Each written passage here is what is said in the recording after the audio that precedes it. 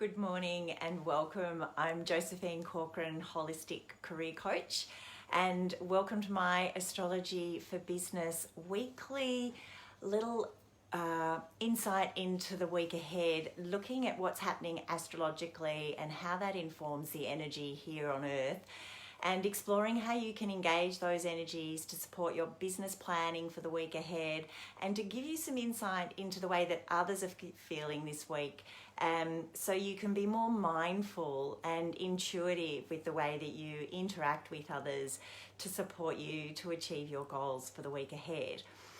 So firstly, what I wanted to do this week, I'm going to talk a little bit about some of the planets and where they are located in the sky, because that brings through the theme of some of the big picture perspective. And then we'll look at the moon's cycle this week and which parts of the zodiac she's going through, because whenever we explore the moon, we're exploring our emotional center, and we're also exploring where we're emotionally drawn to put our attention towards. And this week is going to be somewhat emotional because we've got a beautiful full moon in Pisces. Hi, Celia. And whenever we have a full moon in Pisces, it is, of all the zodiac signs, Pisces is a water sign. It's a mutable water sign, and it has no boundaries. It's so expansive, and the energy of Pisces is very much connected to universal energy. And for all of those Pisces out there that are listening, and Pisces friends and clients that I have, I know that whenever there's a Pisces full moon, they are extra sensitive to the energy of that full moon. So we'll talk a tiny bit about that this week. But in terms of what's going on, we've still got a whole bunch of planets hanging out in Capricorn that are informing the restructuring of businesses, of political structures, of the way in which organizations structure their leadership, in terms of groups, and if you think about the structures that hold the fabric of society together, they're all being called to restructure dramatically this year. And we've also got a whole lot of planets that are still going through their retrograde phase.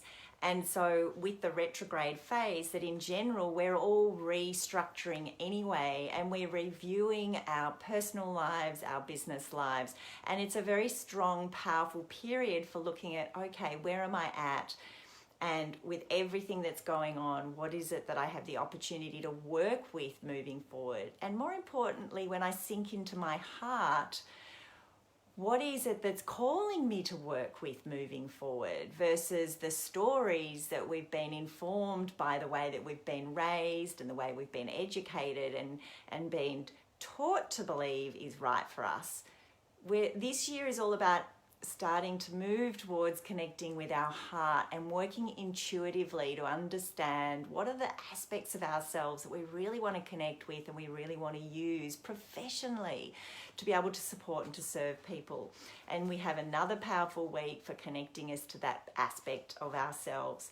So as we know, the sun is in Virgo, and in the southern hemisphere, because Celia, I know you're watching in the northern hemisphere, but in the southern hemisphere, it's very exciting because we're about to move into spring, and tomorrow's the 1st of September. So in the southern hemisphere, we're all starting to see a little bit of light at the end of the tunnel, and some sense that we'll start to be able to get out and about a little bit more. And with my family, my beautiful dear family, so many of them down in Victoria, and my beautiful friends in Victoria, I know they are more than ready to get out and about and to start to actually put their feet on the earth when and where they want to, because they still are in lockdown and still very cooped up, and it's a big struggle for them. So, but with the sun in Virgo, it's always a powerful time for detoxifying and looking at our habits on a daily basis, and what are we doing that's serving us nutritionally and on a health basis, and what are we doing on a daily basis that's supporting us to align with our purpose. Oh, it's still hot over there, is it, Celia? Yeah, actually, I know you've got a bunch of fires happening in the US as well, so you probably can't even imagine winter going on over there, Celia, at this stage. But here in Australia, we will be also, it seems that the virus doesn't like the heat as much. So hopefully with some warmer weather on its way, that the cases will start to drop as well. But back to the sun in Virgo, always a very powerful month for, yes, doing detox and looking at your health, but just your work routine in general, and how well does it serve you, and how well does it serve you in terms of getting the right balance between doing things that are investing in you as an individual, as a human, and your functioning, versus investing in your business systems that allow you to actually manifest what it is you want to create in your business, and do that in a way that's really sustainable. Very, very powerful time. And also with Mercury, which rules communication, that's also in Virgo at the moment. So our minds are sharp in terms of getting clear about what are the processes that we want to set up. So if you haven't been doing that in your business, I can encourage you to do that this week and make some time to sit down and review the structures of your business. We've got Mars making a square to the COVID clump of planets, and that was happening. That was definitely happening last week, and this week what's going to happen is that Mars is going to make a square to the final planet in that sequence, and making a square to Saturn. That's today, actually. So what I do want to also share is that Venus, the planet which rules relationships and money, she is in Cancer at the moment, and she's actually going to be opposing Saturn on Wednesday around the time of the full moon. So just to explain what that means in layman's terms, because she's making a connection and she's opposing Saturn, which rules structure, really it's going to invite us to bring a very strong practical approach to both love and relationships this week, and may even involve some more restructuring of your money and more restructuring of relationships. So that's definitely something just to be mindful of this week, and to be perhaps taking time to invest in money matters this week, and also investing in those relationships this week that are maybe a little bit out of whack, and doing some review there. So also on Thursday, I just wanted to make mention that the Sun, which rules our identity and creative expression, is going to be making a connection with the planet Uranus, which is all about breaking things down and breakthrough. Oh, good, Celia. Yes, so on Thursday, very early in the morning, the Sun's going to be making connection with Uranus. So it'll give us an opportunity to find some inventive ways to create new habits, and to find some new ways to express your talents. So whilst we're looking at all of these things, there's some strong supportive energy about getting intuitive and coming up with some new ways of doing that. So really look out for that by Thursday of this week. Okay, so the void of course days, so that you're aware, this is Sydney time, Australian Eastern Standard Time. It's pretty good this week. It's a very clear week. The only days the moon is void of course, so not good times for signing contracts or starting anything new. That's on Tuesday from 2:56 p.m. till 7:34 p.m. Friday early in the morning, 12:34 a.m. till 6:21 a.m. in case you're up working early and signing contracts then. And then on Sunday, it's void of course from 2:44 p.m. in the afternoon till 6:43 in the evening. So that's normally a day of rest anyway, so you're probably not being too industrious on Sunday. So that's just as a reminder, void of course moon is when the moon is not making a connection to any other planets. And when she's not making a connection to any other planets, it's long been considered very, it's time for going within and for resting, not taking action on things. Often if things are started during a void of course moon time, you'll find they don't reach culmination. So better to avoid starting anything important during those hours. Okay, so let's just look at where the moon's going to be this week. So Monday the 31st, that's today. It's in Aquarius, so always a very powerful day for networking and getting innovative and working with your team. And I'm definitely going to be using this energy today to get to reach out to some people that I wanted to talk to on my new Astrology for Leaders podcast, which I'm thoroughly enjoying, inviting leaders to have conversations with me around their leadership focus, but also using the lens of astrology to unpack their leadership potential. So I'm going to be doing that today. And also, what's really interesting is over the weekend, a friend of mine was telling me about a podcast that he listened to, which was an interview with Kate Raworth, who is the founder of the concept of donor economics. And I placed a link to this podcast on my LinkedIn profile. And I was just so captivated by hearing how Kate describes this theory.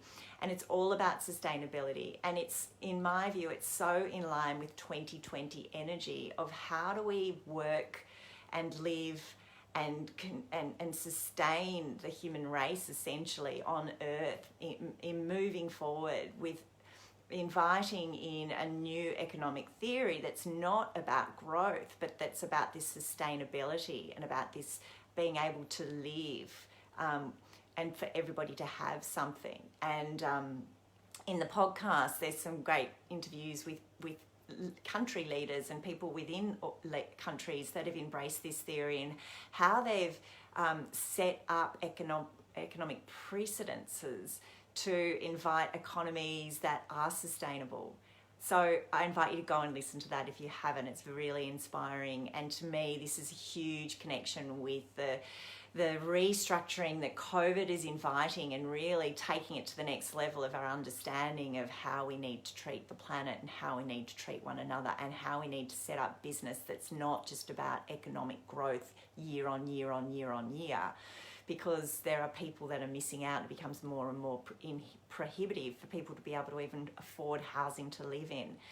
So, very powerful. And it's the reason I'm sharing that on Monday being Aquarius is that Aquarius is the energy of the airwaves, and it's a great time for listening to inspirational podcasts on a Monday whenever Aquarius is in focus. So Tuesday, the moon is in Aquarius most of the day. It's void, of course, as I said, in the afternoon, but it will move into Pisces 7:34 in the evening on Tuesday afternoon. And so then emotions will start to be triggered and run a little higher, but it's a very powerful time whenever the moon's in Aquarius, in Pisces, for tapping into your imagination and sitting and being present. Hi, Beck. And really using your intuition and using mindfulness practices to engage your creativity. So that's from Tuesday evening. Wednesday, we've got the Pisces full moon at 3:22 p.m. I think what I'll do on Wednesday morning, I'll come on and I'll talk about the full moon and the energy of it. It's a lush moon, great for letting go of hurts and pains and things not realized. But there's such a strong energy in the full moon to work with, to start making things happen, to build new structures and to start making steps towards those new structures. So that full moon's happening on Wednesday at 3:22 p.m. in the afternoon. Thursday, the moon's in Pisces all day, so we'll be in that sort of, I would invite you to have a sort of a smoother, softer day. You might be a bit still emotional on Thursday as you're releasing and letting go. And then on Friday, the moon shifts into Aries at 6:21 a.m. in the morning. So with the Aries signature coming through, that fiery sense of, right, what's the goal? What now that I've released, what is it I want to start anew? Where do I want to set my focus? What intentions do I want to kind of set, and how am I going to take that forward for the second half of this lunation cycle? So all day Saturday, the moon's in Aries, fantastic for sport, get your competitive vibe going on. And then on Sunday, the moon is in Aries, but shifts into Taurus at the end of the day. So 6:43 p.m. by the end of the day, you might find you really want to ground, relax, have a bath, take it easy. And on Monday, the moon will be in Taurus all day. So that actually will put the beginning of next week, that will put money matters and self-worth fairly and squarely on the table. But that's a wrap for my astrology for business for the week ahead. Wishing you an amazing week. Work with the full moon in Pisces. Look out for me on Wednesday morning having a quick chat about the Pisces full moon and how you can use that in business.